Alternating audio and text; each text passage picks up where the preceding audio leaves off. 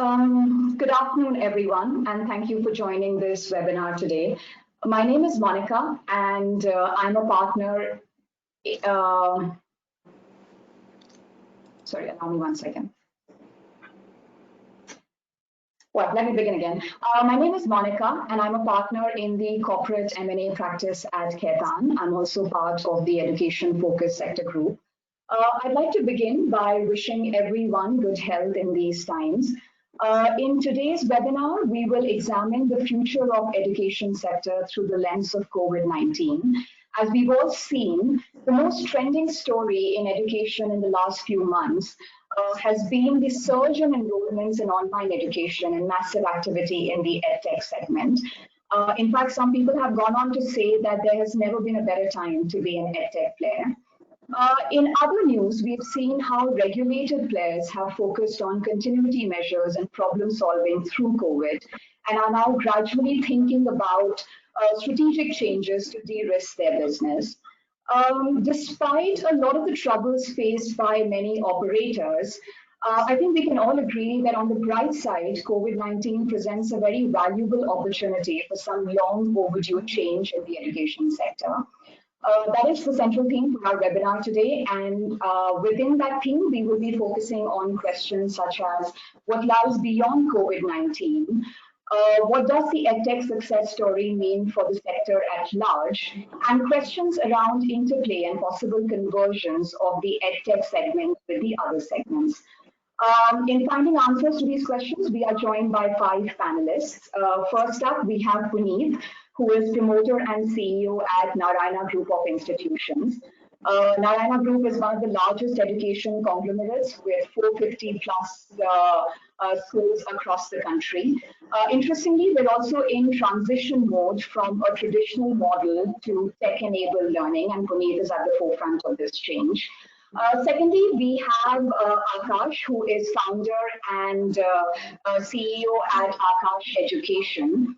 Akash Institute, as we all know, is a top provider for test prep and tutorial segment and differentiates itself through its technology-enabled education.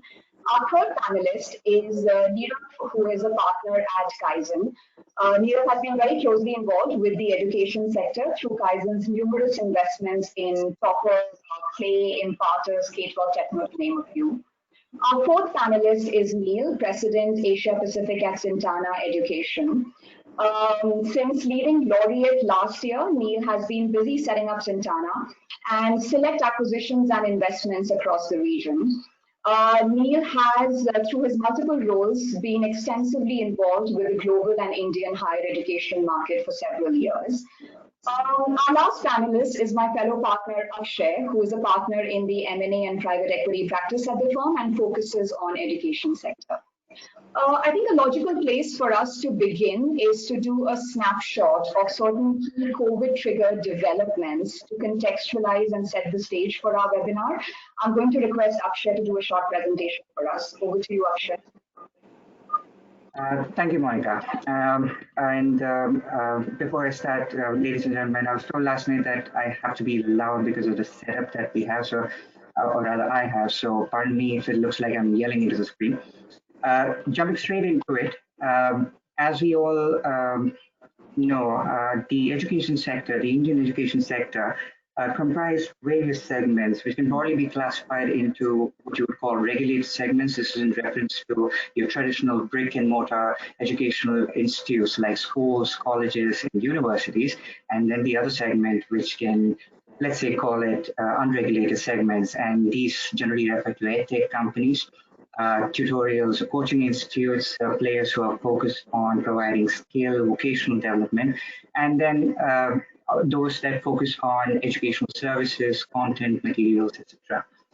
Now, considering the theme of today, if we were to look back at what the status of online mode of education and learning was prior to COVID-19 pandemic, and considering that we do have the benefit of hindsight, it could be summed up as follows. Online mode of education and learning was largely prevalent and supplementing the K-12 sector.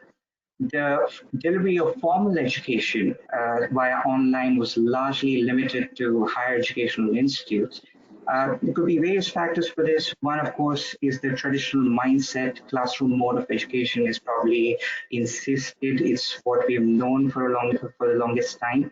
While the UGC, the Universities Grants Commission, did come out with online courses or programs regulations in 2018, its effectiveness has been quite limited in that the number of courses that can be offered under those regulations are limited. And not to mention the requirement of UGC approval for every course that the university has to offer or proposes to offer, along with a host of requirements that needs to be complied with. As far as online education by foreign universities are concerned, these are largely limited to or largely prevalent with respect to informal offerings and usually through third-party services providers. Coursera is one brilliant example of this. And of course, in the test prep arena, edtech companies were emerging as key players, assisting students with competitive exams, medical, engineering, management, and what have you. It would also be seen or rather inferred that there was general inertia to change, among the formal, at least within the formal education setup, to inculcate technology, to embrace technology. And similarly with the regulators, there was a lack of impetus. Now, come COVID-19, the pandemic, what have we seen so far? Of course, let's start with the regulatory measures. Relaxations were needed, measures were needed to address this situation, and yes, the government, the various bodies have taken those measures. Starting with the one that came out very recently, the finance minister announced that the top 100 universities would be permitted automatically to provide provide courses online. We have to see the notification though. UGC and the AICTE have passed various notifications allowing classes to be taken online, allowing examinations to be completed online, assignments to be submitted online, deadlines extensions have been provided wherever necessary. The academic calendar has been rechecked. You also have permissions or rather extensions for undergraduate and postgraduate admissions till August 2020. While the AICTE has permitted about 20% of the course to be completed online, what is also said is that courses through SWAYAM will also be given credits. Now, for those who are unaware, SWAYAM is the learning management system or learning system or the website that is backed by the government. It has about 1,900 courses, and pardon us if that number has moved in the recent past. You also have measures in the K-12 sector. Let's take CBSE as an example. It's one of the most popular, school education boards in India. The CBSE has also permitted classes to be taken online. Has provided automatic promotions for classes up to 8.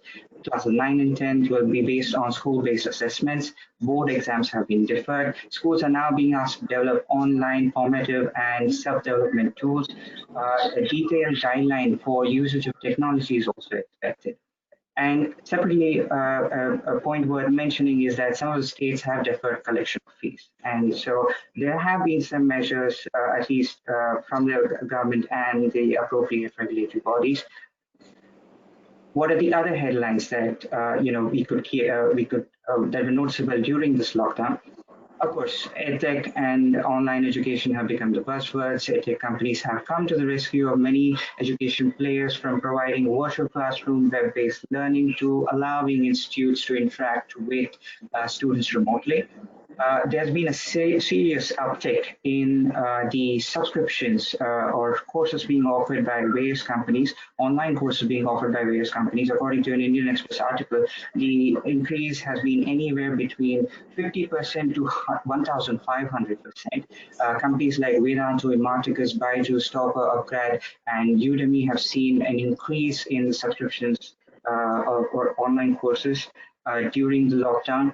And mind you, these courses are not just for courses that we typically call professional courses, but for extracurricular courses, for courses concerning upskilling, reskilling, programming, and well-being. Similarly, universities have been offering courses as well, free courses. Ivy League universities as well. Harvard alone is offering about 67 courses free online, and the subscriptions to these courses have also been increasing. The government by SWAYAM has also seen a five-time increase in traffic during the lockdown.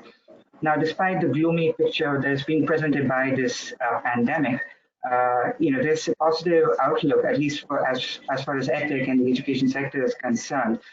More than 10 edtech companies have managed to raise funding during this time, and we're not saying that it has anything to do with the pandemic.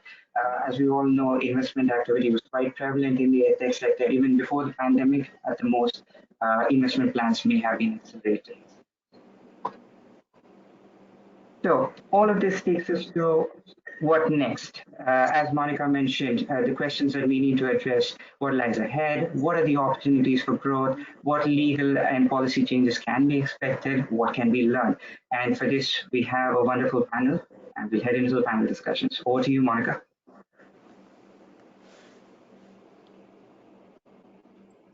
Thanks, Akshay. I think that sets the tune quite nicely. I will begin the panel discussions shortly. Before that, a couple of quick points.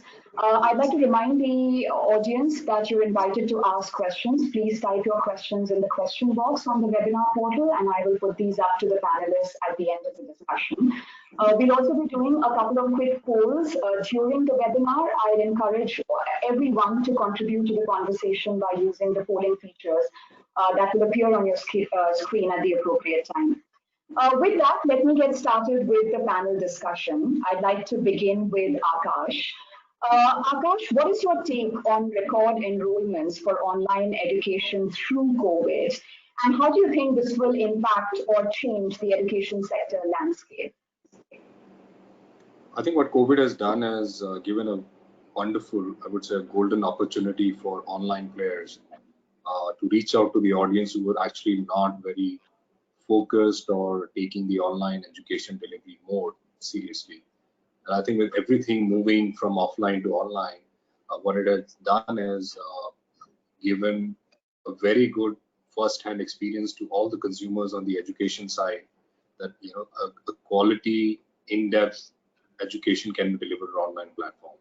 So I think what it will entail once we are done with the COVID, or probably we move towards normalcy, is that the offline players will slowly go back to what they were. But what it will definitely do is increase the pie of the market.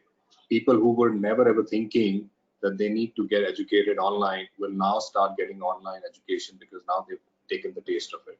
So what it will definitely do is give rise to a larger access and availability and awareness of online education, even in the tier 3 and 4 towns, because everywhere right now the entire offline model is online. And what it will also do is add the offline guys into a specific situation where they need to run their offline pedagogy with a mix of online technology.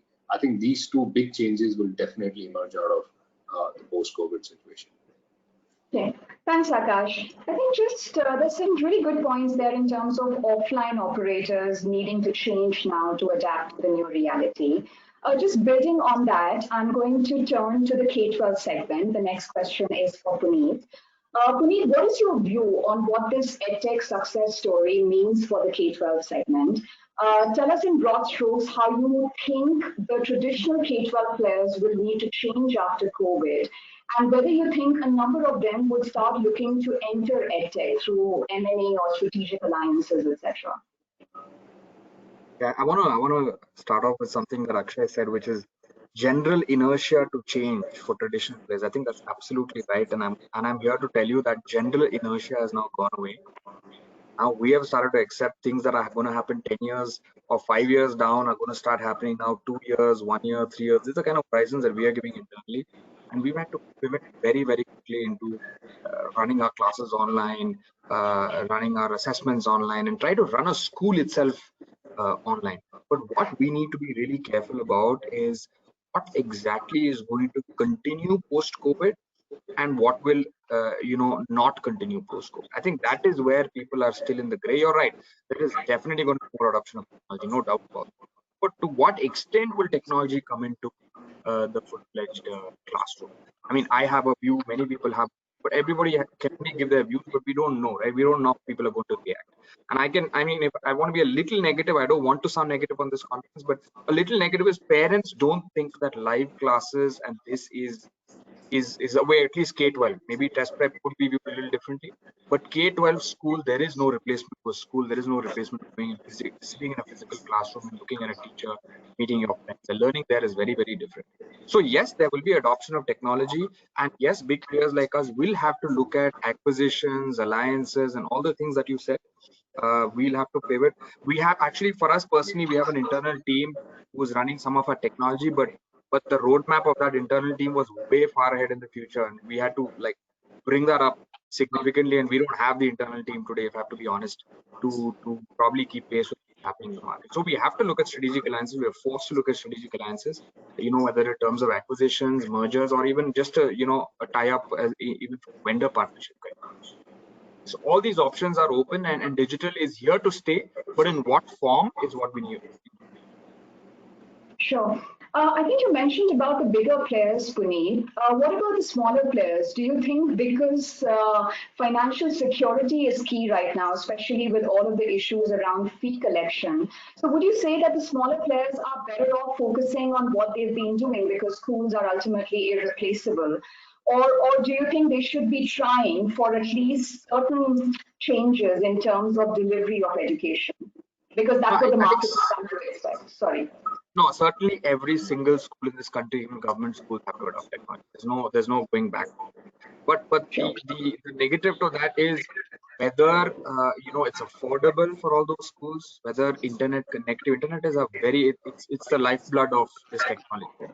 So when the internet is very good, it has accessibility of internet and also the accessibility of technology at affordable rates, and not the rates that some of the edtech players have their full-fledged products online. That those are not the rates that are going to work for integration of such a large number of schools. And if we don't do that, unfortunately, there'll be a large population that'll get left behind.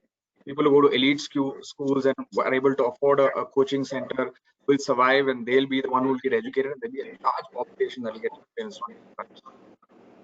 Okay, I'm going to turn to Nirav now to bring an investor perspective to this conversation.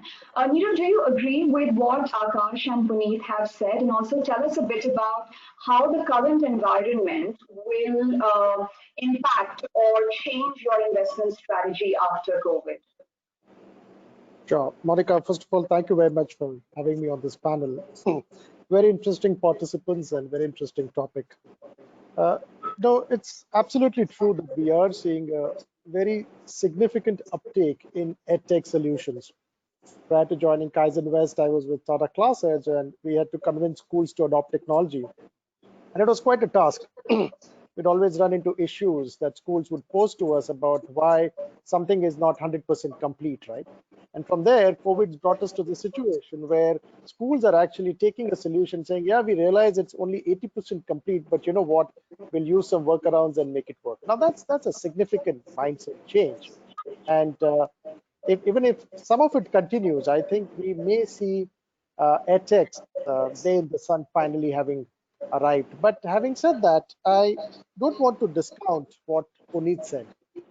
Education as a subject exists in a particular socio-economic context, and education cannot exist outside that context. So if the context doesn't change, then it will be very difficult for education standalone to change, right? So yes, we are seeing this very different way of working in education thanks to what's going on around us. How much of it will last will depend to a very large extent on how long this lasts. I mean, if, for example, it's a disruption for 6 months, I suspect that we will end up going back to the way things were. But at the same time, if we end up losing a full academic year, then perhaps that may trigger some long-term trends. As far as we're concerned, our investment philosophy always has been to focus both on online and offline. And we truly believe that both of them will coexist. And that's not going to change for us. As far as our investment philosophy is concerned, we'll continue to focus on online solutions, but we are equally convinced that offline is not going to go away. Brick and mortar has a very important role to play.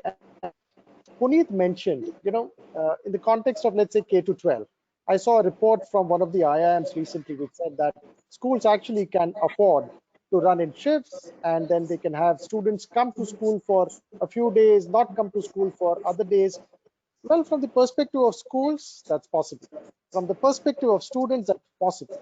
But ask parents, particularly working parents, right? But are you happy if you didn't have to send your children to schools? And I'm not sure that they'd be as supportive, because school today serves a purpose which is far greater than just educating children around the subjects. And that is the socioeconomic context in which we are operating. So, great days for EdTech. Hopefully, this will lead to more optimal use of technology than it has been done so far, more openness, more awareness. But I don't think we should discount the brick and mortar so soon. That's not going to go away. Okay, thanks, Neerav. I think one of the points you said in terms of online and offline coexisting, that brings me back to Akash. Akash, I know you have been investing in scaling up your online modules and tech and infrastructure for many, many years, even before COVID. Just in terms of your long-term strategy after COVID, would you continue to grow your tech capabilities for student engagement and profitability, or are there other opportunities and changes you're looking at? And also, what does all of this mean in terms of your strategy for, classroom education or physical coaching centers? No, we will continue to invest. There is no doubt about it. And I think, in my personal opinion, EdTech has a very specific academic pedagogy, because in an EdTech you're actually dealing with a student who's a digital native and is sitting at home, is not physically present. So the amount and the type of engagement that is required for a child like that or a cohort like that is a very different. And I think that is where technology really need to have to come in and take over the physical presence benefits of a teacher onto the technology platform. And when I look at classroom, which was primarily a board and chalk or a board and marker kind of a, mechanism, going forward, I see that the classroom students who are coming, they're actually not devoid of availability or presence or awareness of technology. They're as much technologically educated and aware as the online aspirants are. So for classroom also, it will also have to have its own set of technology with its own set of pedagogy that can influence or in fact give a higher productivity for their output for the reason that they're coming to a classroom. For example, a classroom kid comes to me and goes back after taking a 4-hour session, and then what? The kid could have a session, kid could have a doubt, kid could have a difficulty, he wants to do or she wants to do something extra, or they have a different objective apart from test prep with a board exam also or school exam also. So where will this child go? This child needs to be provided that kind of benefit while the child is at home, though he or she is involved in a classroom program with a full stack of technology availability at their doorstep. So I think as we go forward, the classroom itself will have to invest heavily in their own set of technology pedagogy as the online players are doing for digital natives. Because you may say anything, edtech is growing. For example, in our case, in the month of April itself, we saw a 3x growth, I mean 300% over the last year. And it was a sudden jump. But that does not mean that the offline guys are moving here. It's a momentary change. But they're all going to go back to classroom because they know it very well. Right now, it's a shift cap arrangement where the teachers and the students are hooked on with the help of a mobile device on a patchy internet, maybe not having internet at all. So in these kind of situation, we cannot say that it has really given a win-win situation to EdTech. It is definitely given a win-win awareness to EdTech. But as we go forward, we will have to see how the whole internet infrastructure technology issues are to be solved. And I like to take you back to a very crude example. I mean, remember in our childhood we had this cable TV era. Cable TV came and Doordarshan was kicked out of the room. And at that time, you had one device for the family, and that device now suddenly is hooked on to cable, which has 100 channels, and it led to people having different devices, different television sets in their own different rooms. And today, internet and devices are going through the same phenomena, that you have one device at home or a one smartphone, and the whole family really relies on that. And as we go forward, the people will ask for, where is my learning device? Where is my connectivity? And that is the time when we say that, we are moving in the right direction. If you compare with the Western world or some of the other countries where EdTech has really done a deeper penetration. So I think we will continue to invest because classroom has its own saying, especially in tier 2, 3, 4 markets, and of course on EdTech because there is a higher acceptance and awareness right now with us. Right. Thanks, Akash. I think there's some really good points there in terms of edtech and technology changing education that I'd like to come back to in a bit. Just changing gears and sort of moving to the higher education segment. I think universities in India have possibly struggled the most during COVID. And so, Neil, we'd like to hear from you on what your assessment is of the preparedness for Indian universities for the next wave, and also some best practices perhaps that you can point to from other countries. Yeah, absolutely. Thanks so much. I think just while we're talking a lot about what is the impact of technology and online delivery on pedagogy and customer experience, I just want to share a view, which is, I think one of the biggest outcomes of this is actually going to be structural, right? I mean, it is going to be a situation where you're going to have some percentage of institutions dying, right? So if this is a 6-month issue, X% of the institutions will disappear. If this is a 12-month issue, you'll have a greater percentage.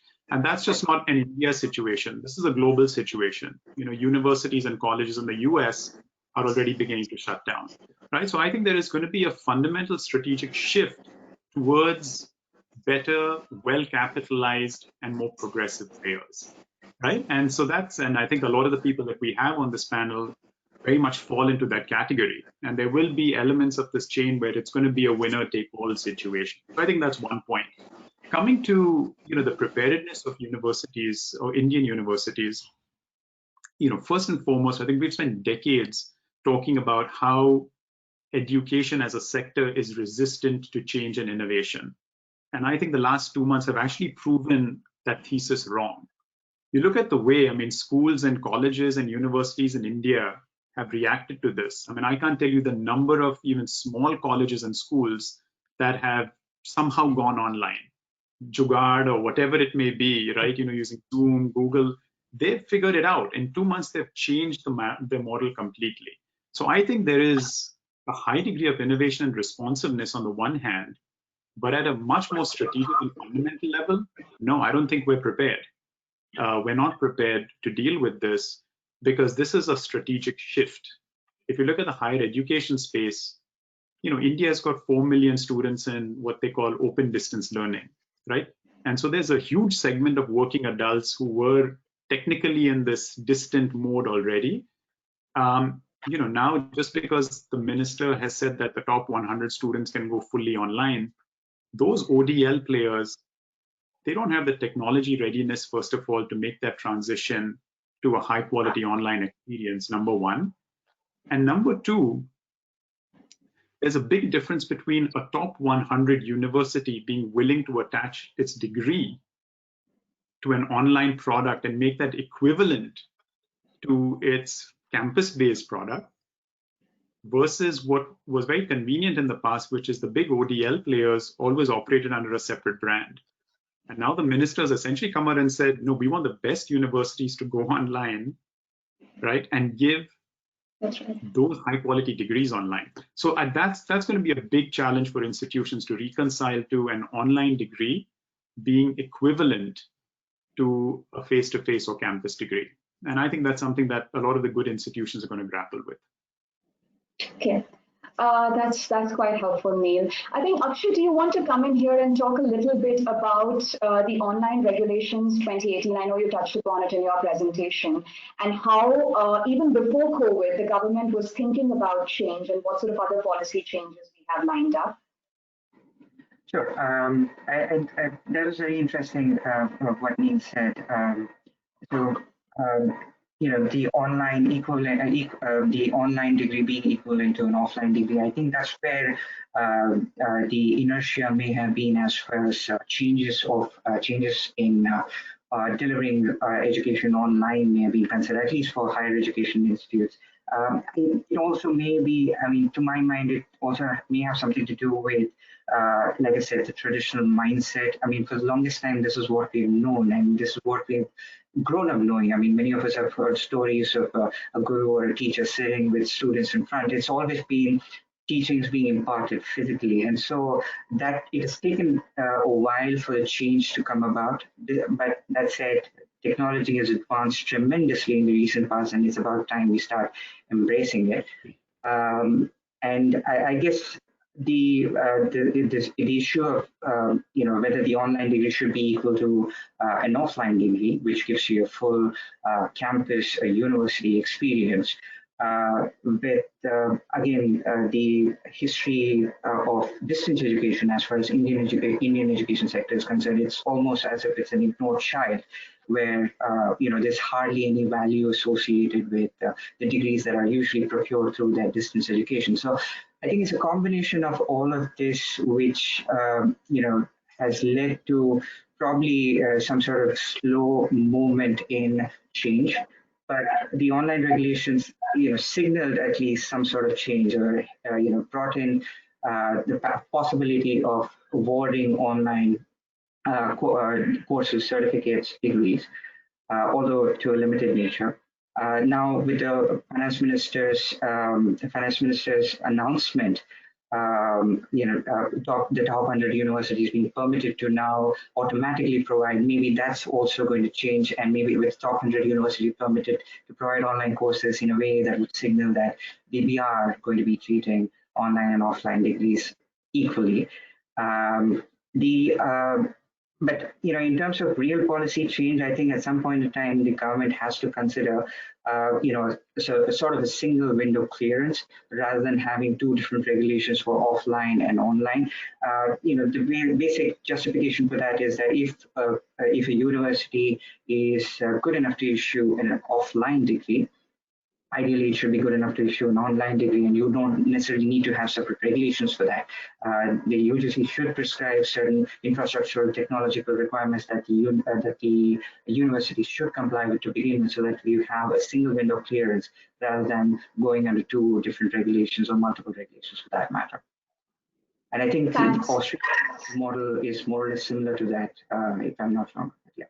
That is true. That is true. Thanks. That's really helpful, Akshay. And the point that Neil and you were discussing in terms of online degrees having the same sort of legitimacy and recognition as offline degree, I think it brings us very nicely to our poll. So let's do a few quick polls to just get views from our audience. Can we please have the first poll question on the screen? So the question is the demand for online education temporary until the lockdown lifts? You're requested to select one of the multiple choices.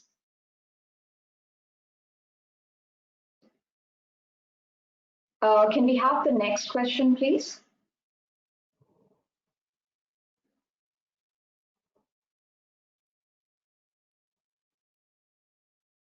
Here. So what we have on the screen is, have you enrolled for a professional development, reskilling, or other online course during lockdown? I'm assuming most of you have.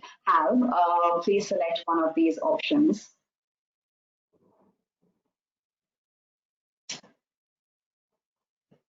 Should we move on to the third question? I hope our panelists are participating too. The third question is, what is the time frame that you think will take for educational institutions to return to normal functioning? The range is from 1 to 12 months. Please select one of the options.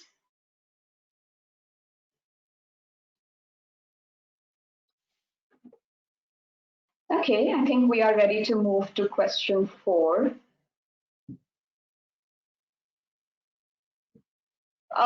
This is more on whether schools or universities will go back to the pre-COVID style of functioning. And the choices are, they will go back to a large extent, they will go back only partially, there will be a new normal, or you wouldn't want to comment. One last question, if we can have it on the screen, please. And this goes back to the point that we were all discussing. Should an online degree have the same recognition as an offline or on-campus degree?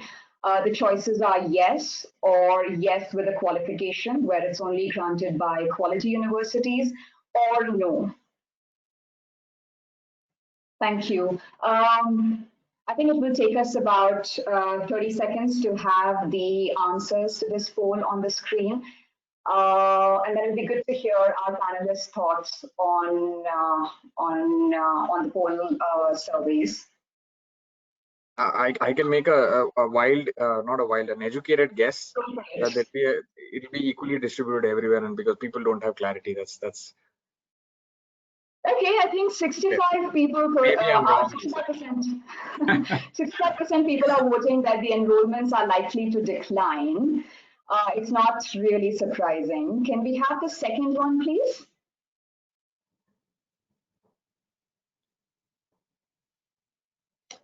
Okay, it seems that this is half and half. About 49% people have not enrolled for any courses, and the rest have enrolled for one or more. Again, I don't find it surprising, but it'll be good to hear from our panelists in a minute.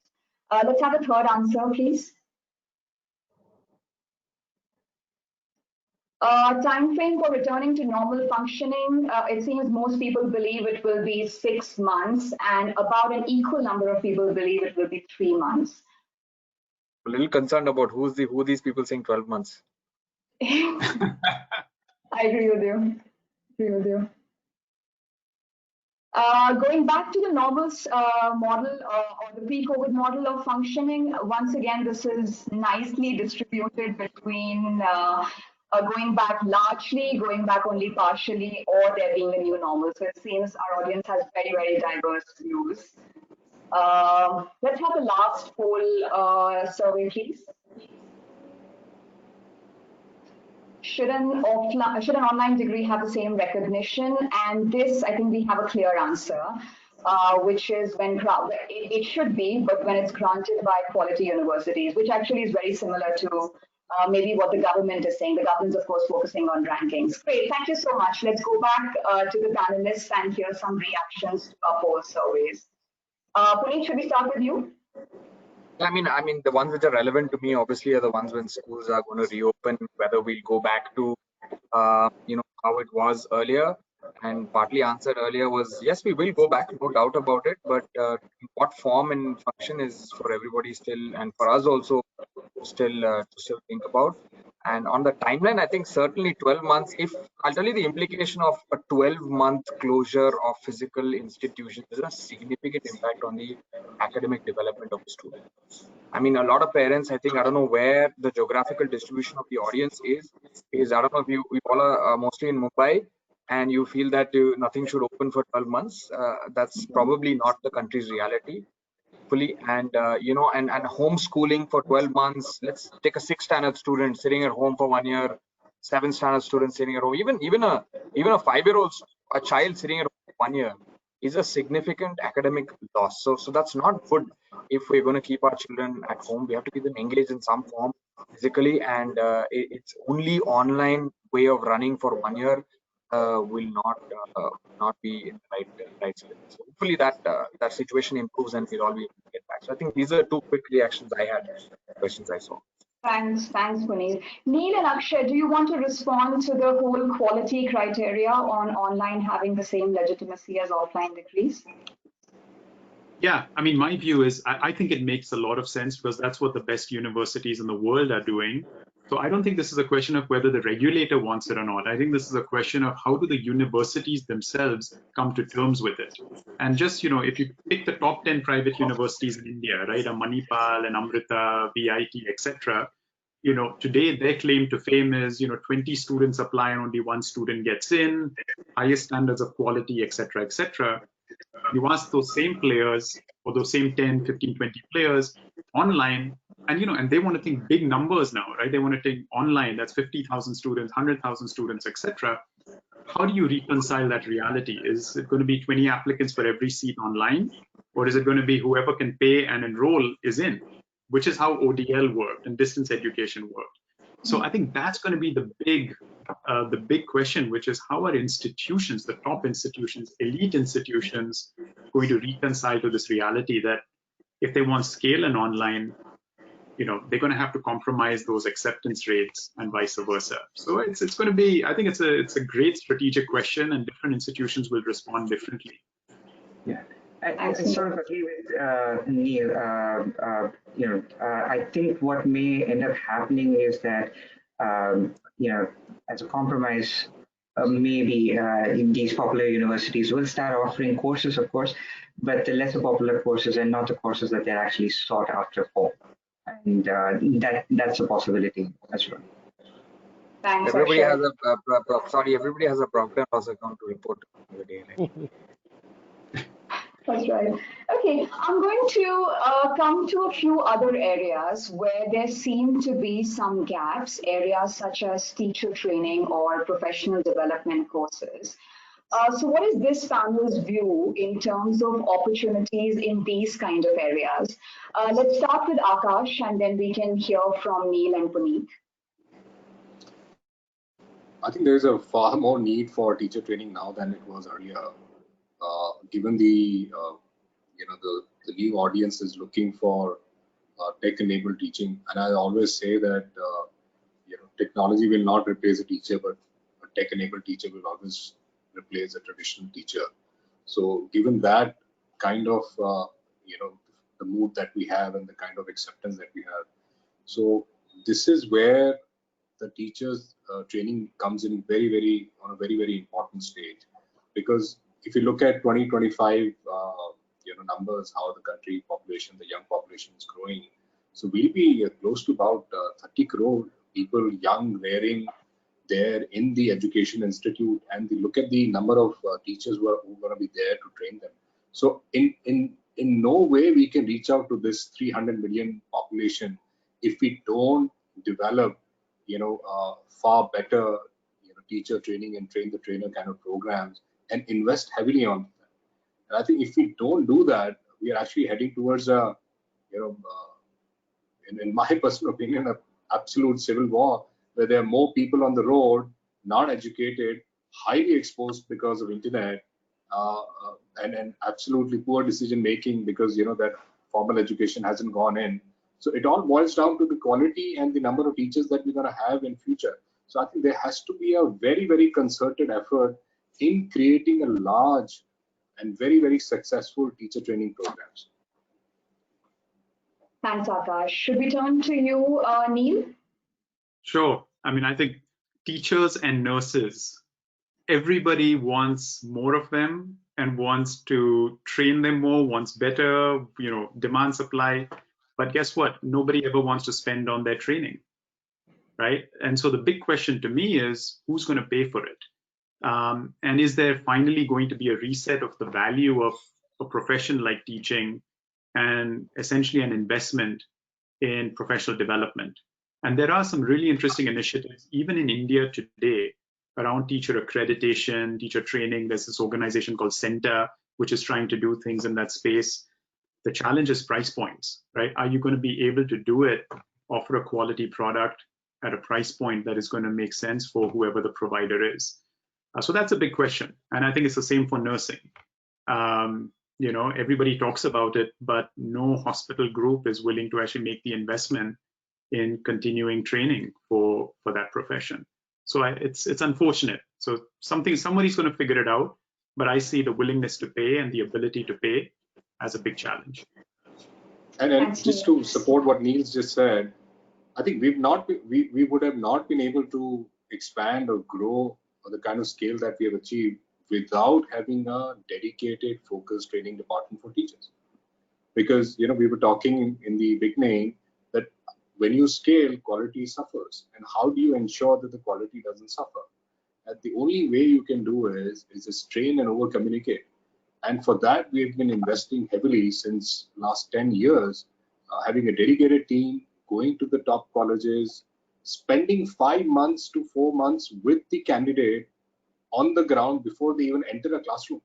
So that's the kind of effort that is required. And these are those guys who've who've been there, who've done that, who've cracked the IITs themselves, and yet they have to go through the whole academic vigor of becoming, a relevant teacher in today's day and age. So I think there is a lot of requirement there, and that will actually pay off in the future. May not pay off immediately, but they're definitely going to pay off in the future. Thanks, Akash. Puneet, would you like to react to what Neil and Akash have Yeah, said? very quickly. I think Akash and Neil have covered pretty much on teacher training, but fundamentally where I'm coming from is I think earlier there was a block with teachers itself saying why should I, at least in school teachers, why should I get trained? I know what I'm doing. I don't need this. Do I have to spend more money? Will you take it out of my salary? I think now it's very clear that every teacher knows that they have to be more digitally oriented. And I mean by training, I mean digitally oriented. And now we've given our diktat to our HR saying that all future teachers we hire should be good at fundamentally some computer knowledge. They should know presentations. They should know basic stuff about computers, and that's the kind of hiring and the people itself we want. The remaining part of it, I think we can invest in that training. The institutions, we can invest in that training, but fundamental knowledge must come, and that has to come from people now must generally in society start becoming more digital. Even the traditional teachers now have to evolve very, very quickly. Okay, thanks. I think speaking of tech, one of the points that was made during this webinar was about how we've seemed to have moved from physical classrooms to Zoom meetings, and the blackboard has become your laptop screen. And while that's all recognition worthy, it's not going to be enough. So just on the tech side, my next question is for Neerav. Neerav, I think the EdTech segment is very, very vast and very heterogeneous. So within that, where do you think is the maximum potential for growth, or what are the areas that show most promise? And also, whether you think the B2B players are going to be more prominent now that there are K-12 and other regulated players making more demands for technology. Yeah, so well, we remain bullish on all parts of EdTech. We certainly believe the technology will have important and far-reaching going forward. Having said that, the general thumb rule is technology adoption is higher for students in the higher age group category, right? So it's not very easy to implement technology solutions for, let's say, early childhood development as compared to implementing technology for higher education or certificate courses. But there will always be room for smart innovations. And we've seen that with some of our portfolio companies. I gave the example of early childhood development. There's a chain in our portfolio which provides early childhood development services. And when the centers got closed because of COVID, they came up with a course for parents, because this is for perhaps the first time that the parents had to spend so much time with their children on a 24/7 basis, and the parents had to be taught how to keep their children meaningfully occupied. Right? And that course became very popular. They had tens of thousands of parents actually taking that course. Some of our other portfolio companies who were primarily brick and mortar oriented and were convinced that they needed to not offer a similar quality program if they went online have now actually changed their perspective and now are of the view that technology can play an equally important role, and through online they'll be able to deliver an equally good program. And therefore, I think what I'm trying to sort of say is there are push and pull factors here. On one hand, we've seen the consumer saying, "Listen, I am digitally native, and give me solutions that I can relate to." And on the other side, now COVID had led to these push factors where institutions are saying, "If I don't go digital, I'll actually lose connect with my customer." From our perspective, I think when we look at what does the world need the most today in terms of edtech, we are really looking forward to a solution that can solve for the device barrier. We all used to see that Idea Cellular advertisement many years back where they said that, "Oh, you don't have good teachers. What we'll do is we'll take a cell phone, hang it on a tree, and all the teachers can listen to all the students can listen to the teachers." But COVID has actually posed an additional constraint there. Now we have the social distancing norms to be followed, right? So how do you solve for the device at the bottom of the pyramid with without actually affecting the social distancing norms is going to be the next milestone that the tech world needs to aim for and solve for. Okay, thanks, Nirav. And just going back to what Puneet was saying earlier on, if a number of K-12 players were to diversify their business, do you think it would change the overall investor attitude towards the formal regulated K-12 segment? Well, let me begin this by quoting something that happened today morning. So I was having a call with my mom, dad, who are in Surat, asking them how they're keeping. And suddenly my son, who's in school, walked in. And so my mom started speaking with him. How's your online school going? And I was like shocked. I mean, she said that, of course, in Gujarati. But I was pretty impressed that she used the word online, right? So in the larger scheme of things, uh, there is a difference that has happened, right? I would not have sort of imagined my mom saying online class till about 3 months back. And I think the regulators will have to keep pace. Now, in the world of investing, what's happened is over the last 10 years, there's a significant tectonic shift that's happened. No longer do the investors have to choose between generating financial returns and creating a difference. The whole world of impact investing is really taking off. And today, our regulatory environment does not permit these impact investors to play a meaningful role in the K to 12 without going through the kind of hoops that you alluded to and sort of uh, uh, taking some chances, so to speak. But will these changes happen? Absolutely, they will. And that's largely because of three factors. The first is using the state or the government resources, India will not be able to achieve its SDG 4 goals related to quality education for all by 2030. It's just not possible. We just don't have the resources. Second, what people often forget is that they equate private with elite. That's not the case for a country like India. A vast majority of our schools actually operate at fee points of $10 or less per month, which is absolutely amazing. I mean, when we look at other countries and we present these data points to them, they find them totally unbelievable. And the third thing is, even within all the regulations that we have, that small minority which wants to sort of violate the spirit of the law and take advantage and convert a not-for-profit entity into a for-profit is anyway doing that, right? So most certainly there is a need for some level of regulatory adjustments. We do see them coming. There are very good large investments that have happened over the last 12 months, hundreds of millions of dollars of private capital coming into the K to 12 space, despite the regulations that we have, and we see that trend as continuing. So given that India has such a large market, given that we have the largest percentage of students attending private schools, I think there's a large opportunity waiting to be tapped. Thanks, Nirav. I'm going to take one more question for Neil, and then do a roundup with all the panelists. Just being conscious of the time.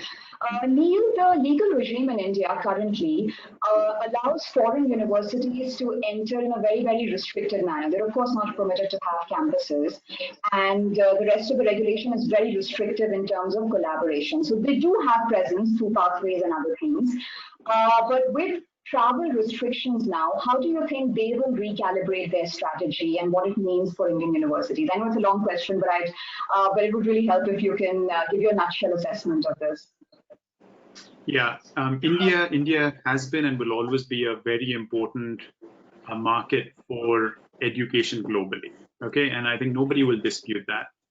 That said, foreign universities and the good foreign universities are jaded with India, right? I mean, as a country, we have, in some ways, many of them will argue that we have misled them and send them down kind of rabbit holes on multiple occasions with nothing to show for it, right? So I think that's strategically, and this is where they sit. And I talk to many of these universities all the time. This is where they are. So the truth is that foreign universities, the good foreign universities, for the most part, view India as a resource market as opposed to as a strategic partnership market. And that's an important difference because they view India as a source of revenue to feed their mothership. So pathways, twinning, all of these things essentially is a source of revenue for them as opposed to strategy. So I think that's not going to change unless there is something fundamentally different that changes in the regulations. We are seeing, and we're doing some work with Arizona State University, which is a very progressive university, and they are looking globally at markets, and they're looking at markets like India and trying to figure out, can they actually look at India as a strategic market as opposed to as a resourcing market? And we're trying to evolve a model for them. But I would say they're more the exception rather than the rule. So I think unless there's a fundamental change in regulations, I don't expect to see too much changing in terms of foreign university engagement in India. Okay, thanks, Neil. One final question, and this is for all our panelists. We'd like to hear what, according to you, is going to be the key trend in the next 2 years in terms of investment in education, and also what happens immediately after the lockdown is lifted. I'd request all of you to do your answers in not more than a minute or so. Let's start with Akash. Yeah, sure. So I think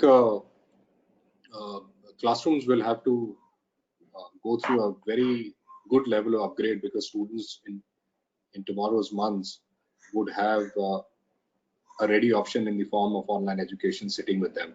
So I think there has to be a far more emphasis on the quality of education as far as all the offline players are concerned. Most of the people who are going to US universities are now looking at some, in the meanwhile, let's say online university programs from some of the top universities as a stopgap, because they know that these are good options out there in case they're not able to access or if they're not happy with the access. So in future, I think the tolerance for poor quality classroom physical coaching will really go down. People will have multiple options. And I think people who are in offline business should invest heavily in actually ramping up and having a very good synergistic classroom online offline combination to retain their customers in future. And I think brands will retain their power in the post-COVID world. Thanks, Akash. Should we hear from you, Puneet? Yeah, so for me, I think we have to talk about just 3 stakeholders in one line each: students, parents, and teachers. That's fundamentally the education ecosystem. For students, I think it's a very we are understating the challenge a student is going through, especially kids 10 up, even 5 up. I mean, not going to school for this long a period of time is a significant challenge. They have to learn to adopt and learn to use their time, growing age time, very wisely. Parents, I think a lot of transformation required from them, mindset point of view on how the future is going to be, how much digital they're going to be, and how they have to the balance at the household, which is again becoming a very, very key challenge. And we're getting a lot of counseling phone calls over the last month or 45 days. I can't take this anymore. I can't sit at home like this with my 2 children all day, and not a very big space. I mean, 2-bedroom, 3-bedroom houses, right?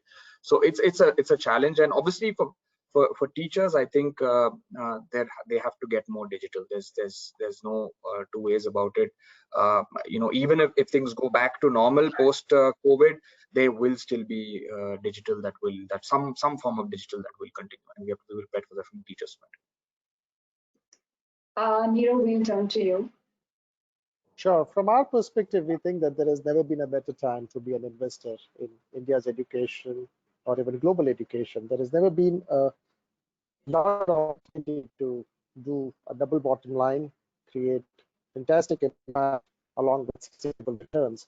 And as far as COVID is concerned, as far as technology is concerned, this has been technology's moment in the sun. I would just caution everybody to not fall prey to what Gartner calls as the hype curve. These disruptions tend to get overestimated in the short term and underestimated in the long term. I think, like I said, education operates in a specific socioeconomic context, and unless the disruption applies to the entire context, education is unlikely to undergo a rapid shift. Thanks, Neerav. Neil? Yeah, I think in terms of post-COVID, this is a unique moment and opportunity for regulatory and policy change. So, I'm optimistic that our government takes advantage of COVID and really uses this to kind of drive through long-term strategic change in a few areas which count for regulation. So that's what I would hope to see. And in terms of investment and investor appetite, again, I think COVID is going to throw up some really interesting consolidation opportunities. Education's always been super fragmented. And so I think a lot of investment is going to go behind bigger players who can actually go in the next 2 to 3 years and become massive consolidators, whether it's in test prep, whether it's in K-12, whether it's in online or the traditional space. So I think consolidation is going to be a big theme.